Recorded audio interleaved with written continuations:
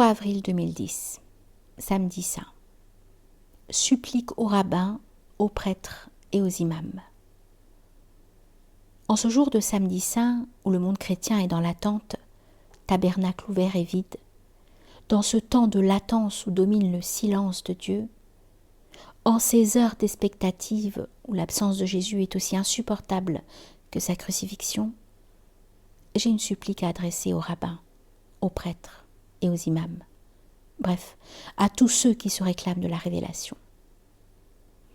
Pour aller vite, je dirais que nous pouvons tomber d'accord sur le point suivant. Le mosaïsme, le christianisme et l'islam sont les 3 temps de la prophétie. Si ces 3 temps s'inscrivent dans le plan historique, ils n'en procèdent pas moins de la providence.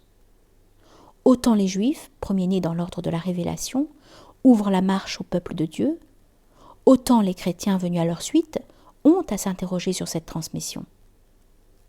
Hélas, 3 fois hélas, tout commença par des dénis, des anathèmes, des accusations et des condamnations.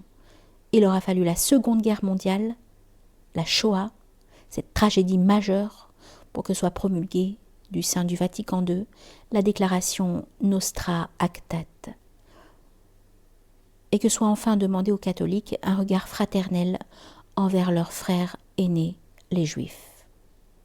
J'ai dit et redit que ni les Juifs du Sanhédrin, ni Pilate ne peuvent être tenus pour les seuls déicides, même s'ils ont contribué à la mise à mort du Christ Jésus, puisque, à la hauteur où se situe cet événement, il échappe à l'histoire.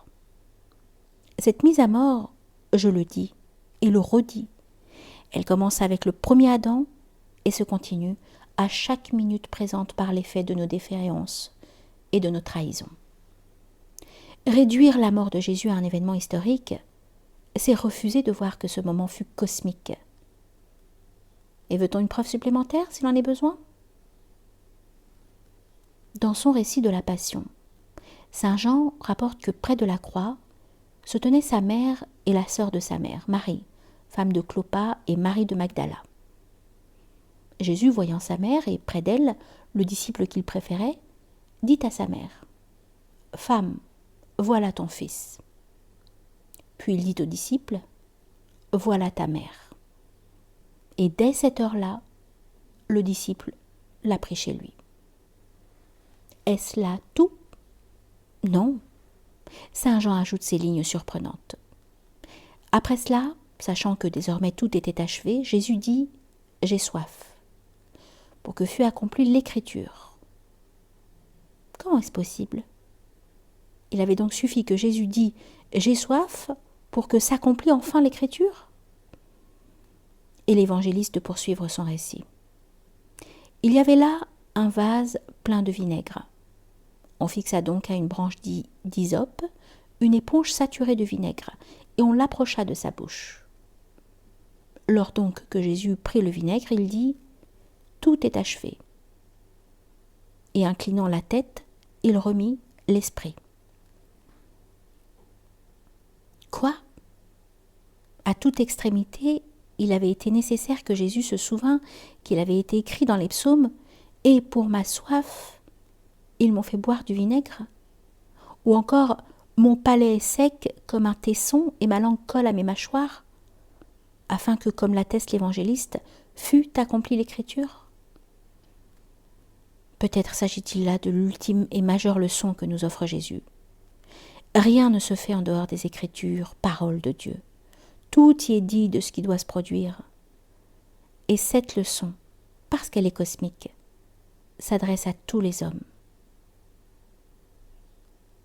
Il ne paraît pas que ce dernier instant du Christ Jésus ait retenu beaucoup l'attention. Pourtant, il est fondamental. Il nous invite tous, à quelques traditions monothéistes que nous nous relions, à regarder l'Écriture comme la loi et son obéissance comme la norme. Si après 2000 ans d'hostilité déclarée et d'incompréhension assumée entre juifs et chrétiens, nous sommes parvenus à un dialogue fructueux, fait de reconnaissance réciproque, sans qu'il soit nécessaire de brandir le spectre de la conversion des uns et des autres, n'est-il pas envisageable d'emprunter le même chemin avec les musulmans, en abandonnant là encore les anathèmes, les accusations et les condamnations? À ceux qui veulent rester à tout prix dans le plan de l'histoire, je rappelle que les chrétiens, toutes traditions confondues, représentent 2 milliards d'hommes, et que catholicisme et islam pèsent chacun 1,5 milliard de croyants au moins. Qui oserait penser de nos jours que cette masse humaine est abusée, qu'elle soit chrétienne, musulmane ou juive? Qui oserait penser, sauf à délirer, que ceux-ci seraient plus éclairés que ceux-là, ou mieux aimés de Dieu? En revanche, à ceux qui souhaitent se placer sous la pure lumière de la providence, je voudrais dire que les 3 temps de la révélation correspondent non pas à 3 phases de l'évolution humaine, mais à 3 moments du plan divin. Et que ces 3 temps sont appelés à rester en l'état, non parce que les hommes sont incapables d'évoluer, mais parce que les Écritures nourrissent les 3 religions, c'est-à-dire la Torah, également dénommée Pentateuque, destinée aux Juifs, puis les évangiles, nourriture des chrétiens, et enfin le Coran, texte confirmatif et d'ultime éveil. Ainsi va la prophétie. Ainsi chemine dans les esprits la révélation. N'est-ce pas dans le Coran que se rencontre cette question posée par Dieu? T'es-tu demandé pourquoi j'avais créé de nombreuses religions? La réponse en appelle à l'émulation entre les hommes. Mais l'émulation ne signifie en rien guerre, malheur et deuil. Dieu, qui est amour, ne souhaite favoriser qu'une émulation entre les âmes, à la place même où il nous a fait, où il nous a mis, que nous soyons juifs, chrétiens ou musulmans. N'oublions jamais que nous sommes tous des secondes causes, Dieu étant l'unique cause première. Telle est donc ma supplique en ce samedi saint.